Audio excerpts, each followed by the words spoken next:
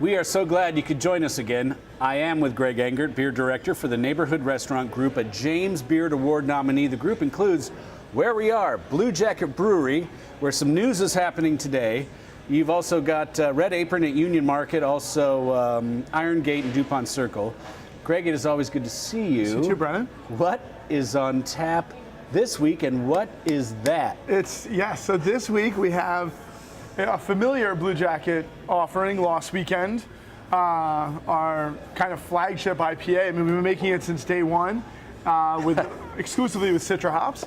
But rather than just finding Lost Weekend on draft here at Bluejacket and at some other places throughout the area, we now have it available in cans. So we've just rolled the very first cans of beer off of our very own little boutique canning line. And of course, we chose Lost Weekend for that. Cheers. Salud.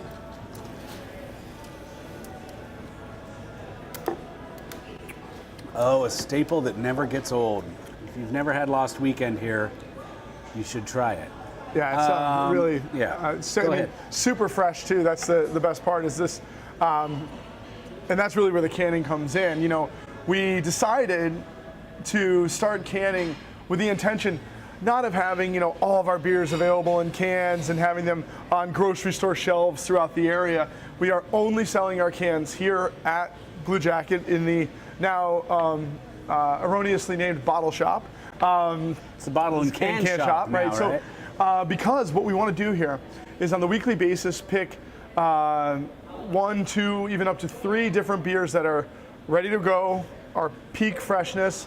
We're going to can small amounts of them in our bottle shop and then sell them fresh as can be. So, Lost Weekend, when you get these cans this week, they literally were canned the day before, and the beer was ready the day before, so it could not be fresher. Let's do a quick primer again, as we've done a number of times over the past many years. What is the advantage to cans versus bottles? So cans are impervious to air and light, which are 2 things that drive oxidation. And oxidation just deteriorates the flavors of the beers themselves. So as an IPA, gets light struck in bottle, it will make the hops raw and skunky and not palatable. And as beer oxidizes, it tends to get really kind of toasty and toffee-ish and even can have like a cardboard newspaper character to it. So now if you lay a beer down like an Imperial Stout, that's 13% alcohol and dark, as it takes on in its aging process some of those toasty, toffee, raisiny qualities, that's perfect and delicious. But we want these beers to be teeming with hop aroma and really fresh, juicy flavors on the palate. And the only way to get those is to drink them as fresh as possible. I mean, we've done so many sensory analyses on these beers and know that when they're super fresh, they're better. So if you can get them within a week, 2 weeks, 3 weeks of when they've been packaged, it's the best they're ever going to be. And if they're packaged in a can rather than a bottle, you're not going to have to worry as much about even some of the early effects of oxidation that's going to happen over time to any beverage. But no matter what it's in, just to be clear, if it's a super hoppy beer, it doesn't matter. You want to drink it right away. Cold, dark, so you don't fresh. Want to keep it right. Yeah, and we even have that right on the label here. It says keep cold and drink fresh. Quickly before we go, the other thing that I've noticed, because I've seen the Veil do this, RAR or RAR, Aslan, and you guys, the labeling's different. It's a label on the can as opposed to a printed I don't know can. how they do it, printing it on the can. Right. So first off, big shout out to Chris Mullins. He's our creative director for the Neighborhood Restaurant Group. Handles all of our websites, logo designs, menu designs, you name it, and of course handles our label design. So he puts these together. They're beautiful. One of the reasons we really wanted to get into canning now is because, to your point, the game has changed.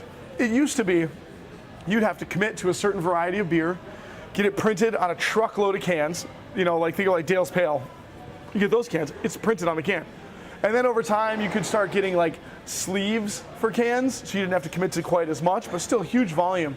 Nowadays, and this is why we decided to start canning, we love to make lots of different beers, and we like to make small batches of them. You know, that's all we can do because we're so busy on site.